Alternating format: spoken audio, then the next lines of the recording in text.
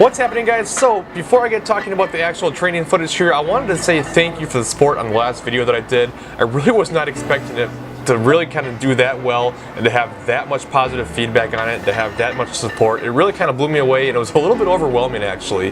You know, it's not like it got out to thousands of people or anything, but all the feedback I had was really super good, and it's actually pretty funny.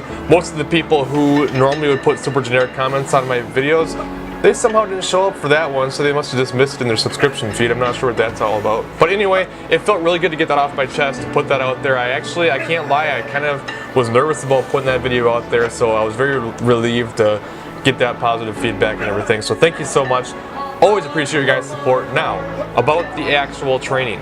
I'm actually doing things a little backwards here. I'm actually doing the voiceover before editing any clips together. So if things seem a little bit off and different, that's why. I'm a little strapped for time, and this is how it would work. But I wanted to get a video out here on Friday before the weekend started to keep my normal schedule. If you don't know, I usually try to do Monday, Wednesday, Friday for videos. I don't hit it every single week, but that's always my goal. Been pretty good lately, and I want to try to continue that. So the footage you're going to see is from Monday and Wednesday, and my Mondays are always my 9s. I do 3x9s on all 3 lifts, and then Wednesday I've got 4x7 on squat and bench press and no deadlifts. We're actually taking out some deadlift work, and I think I was doing too much, and hopefully that'll kind of help with my recovery, and that will help me progress a little bit better with deadlifts that have been stagnant. As you already know, if you've been watching me for any amount of time, you know my deadlifts have been a pretty big struggle.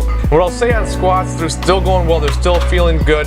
The only problem that I'm kind of having is I have a tendency to look too far up. I'm extending my neck too much. So Paul, who you will see somewhere in this video, he actually suggested to me, and I've heard this before too, about, you know, picking out a spot on the floor a little bit ahead of you and keeping your eyes on that. Because what I would do is I would look down, and then by the time I go into my descent on the squat, I would start looking up to where I was looking to begin with. So that's why I'd always have that extension. So I'm really working on that, but I couldn't be happier with the bar path, couldn't be happier with the way the weight's going, really feeling good.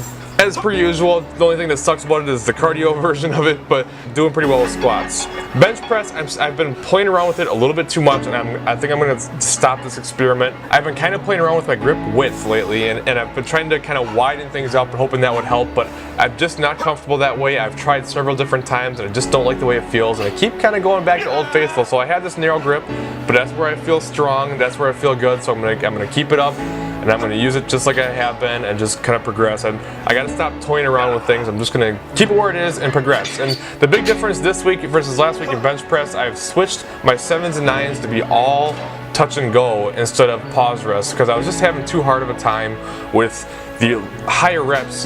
It was too taxing to have that rest pause in there, so I'm taking that away. I'll still do pause reps on my 5s and on my AMRAP sets, but moving forward, we're gonna go touch and go. It's just a lot easier to get the volume in that way without taxing yourself a little bit too much. And then as for deadlifts, I had a couple small breakthroughs this week, I think, that's really gonna help me get in a better position. The big thing I have to keep working on, which is kind of a bit of a dead horse for me, is to slow down this movement. I'm way too fast off the floor, and no matter how much I think of it, I always want to rip that weight off the floor, and I keep doing it, and it's getting me out of position, and it's going to make the lockout way too difficult, so I got to stop that. But I brought my grip in a little bit, which helps make my arms a little bit longer. It helps me get back into position a little bit better, and I'm thinking really hard about using my external rotators as I start to lift, and that cue seems to be working better than some of the other ones that I've been using. So they actually felt a lot better than they have in a long time, so hopefully I can start moving forward and stop thinking so much during the lift, and I'll be able to start going up in weight again and catch my deadlift back up to my squat, because like I said last time, I'm